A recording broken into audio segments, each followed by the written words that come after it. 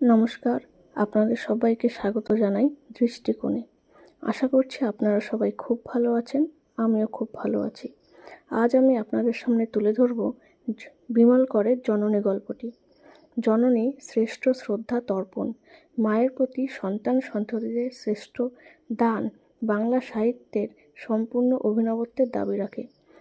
শ্রাদ্ধ এখানে এভাবে আধুনিক মানবিক দৃষ্টিকোণে রূপান্তরিত হয়ে আসে।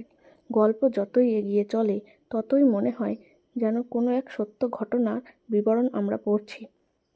এটাই গল্পের শ্রেষ্ঠত্ব। গল্পের প্রেক্ষাপট তুলে ধরতে গিয়ে লেখক সুকৌশলে 5টি চরিত্রের পরিচয় দিয়েছেন কোরে বা কনিষ্ঠ ভাই কথকের চরিত্রের মধ্যে দিয়ে। পিতৃহারা 5 সন্তান, বর্দা, বর্দি অনুপমা, মেজদা দীনেন্দ্র, ছোটদি নিরুপমা এবং গল্পকথক কনিষ্ঠ করি, এই হলো 5টি সন্তান। তারা তাদের মায়ের মৃত্যুর পর সিদ্ধান্ত নিয়েছে যে প্রচলিত নিয়ম মেনে শ্মশানে না গিয়ে বাড়ির একধারে চিতা সাজিয়ে মৃতদেহ দাহ করবে। করেও তাই। তারই সঙ্গে ফাল্গুনে মায়ের মৃত্যুর পর চৈত্রের শুরুতে শ্রাদ্ধ শান্তি শেষ করে চিতার উপর সুন্দর একটি বেদি তৈরি করে কাশির সাদা পাথরে সেই বেদি মুড়ে দিয়েছিল তারা। মাসাতে বেদির মাথার ছোট্ট কুলুঙ্গিতে বর্দি প্রদীপ জ্বালিয়েছিল। এটার মধ্যে দিয়ে উঠে এসেছে নির্মল শ্রদ্ধা তর্পণের এক পটভূমি স্তব্ধতা। এই স্তব্ধতা ভেঙে হাতের 5 আঙ্গুলের সবচেয়ে বড় বৃদ্ধাঙ্গুষ্ঠ বর্দা বললেন একটি নিয়মের কথা। মাসের এই দিনটিতে একসঙ্গে সবাই বসবার প্রথা।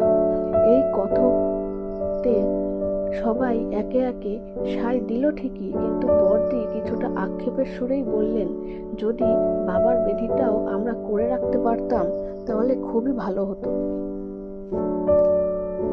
মাতৃ স্মৃতিচারণায় বসে দিনু সকলের কাছে জানতে চেয়েছে তাদের মা স্বর্গ পর্যন্ত ওই দীর্ঘ পথ হাঁটছে।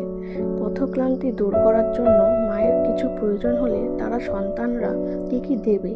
দিনুর জিজ্ঞাসার উত্তরে গল্পকথক করি ভেবেছে এ সংসারে মা কি পায়নি, কি অভাব তার ছিল, কি পেলে তার মার সে অভাব থাকতো না। আমরা এখন তাই ভাবছিলাম, মার এই পরবর্তী যাত্রায় আমরা বোধহয় মাকে সেই জিনিস দিতে চাইছিলাম যা এখানে দিতে পারিনি।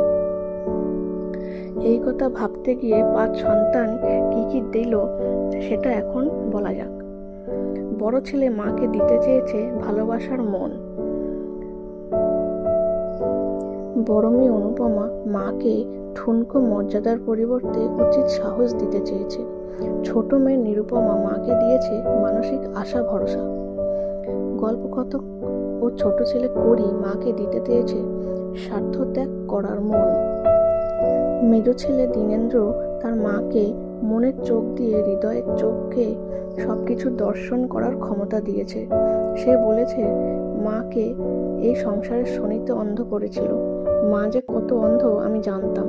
এই অন্ধ চোখ আর মাকে দিতে ইচ্ছা করে না। মা আমার হৃদয়ের চক্ষু পাক। এই কারণেই বাংলা সাহিত্যে জননী গল্পটি শ্রেষ্ঠত্বের দাবি রাখে। গল্পের ভাববস্তু যদি ভালো লাগে তাহলে অবশ্যই সাবস্ক্রাইব করে দেবেন, শেয়ার করবেন এবং কমেন্ট করবেন।